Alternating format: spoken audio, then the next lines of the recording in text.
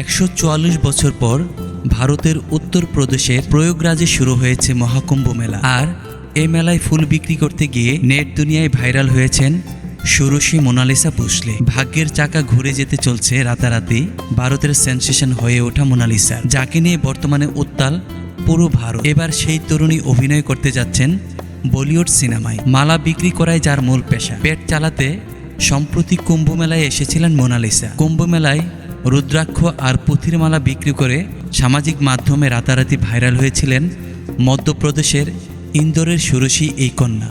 তার ঘন নীল চোখের কারণেই অবশ্য সবার দৃষ্টি কাড়েন তিনি।